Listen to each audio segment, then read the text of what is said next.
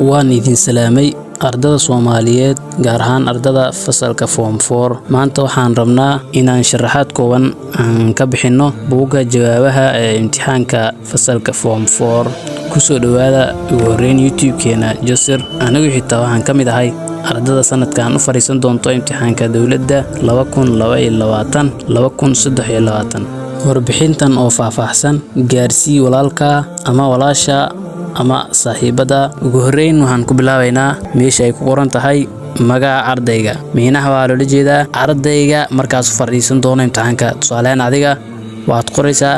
magaca oo afraad tusaale ahaan Maxamed Jaamac Ali Maxamed magaca afraad aad ku buuxinaysaa meesha koowaad ee qoran tahay magaca ardayga meesha ay qoran tahay kood waad isaga tagaysaa koodka koowaad iyo koodka labaad waad isaga tagaysaa waxba kuma qoraysid roll number miinaha waxa lagu siin doonaa ID card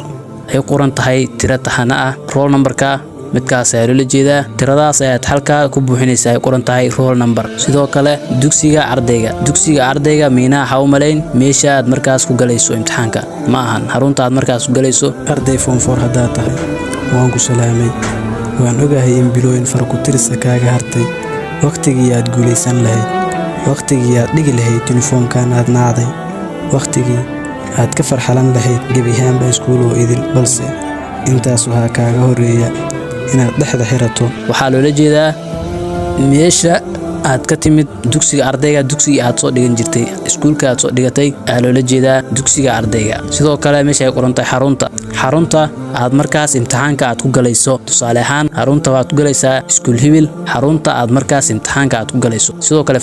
fasalka ha u malayn fasalka form 4 in loola jeedo waxaa loola jeedaa fasalka aad markaas imtixaanka aad ku galayso tusaale ahaan class 1 aad ku galaysaa ama class 10 aad ku galaysaa hortiisa ayaa waraaq lagu soo dhajin doonaa waraaqdaas aadna ku buuxinaysaa sidoo kale maadada aad markaas galayso waa hubaal math aad qoraysaa haddii ay tahay biology haddii ay tahay math code aan imaano code waxba laguma qorayo waa fahanto marina sidoo kale meesha ay qoran tahay question su'aasha koobaad question number tirada su'aasha haddii aad meeshan question number ay qoran tahay tirada su'aalaha ayaa la qorayaa sidoo kale meesha ay qoran tahay answer waad qoraysaa su'aasha jawaabteeda haddii ay tahay question number tusaale ahaan question number iyo answer su'aasha koowaad haddii ay tahay question number caasimada Soomaaliya waa A oo ah Muqdisho B oo ah Baydhabo C oo ah Boosaaso su'aasha koowaad aad soo qaadanaysaa number 1 aad soo qaadanaysaa question number meesha ay qoran tahay hoosteeda aad soo dhigaysaa sidoo kale answer aad imaanaysaa answer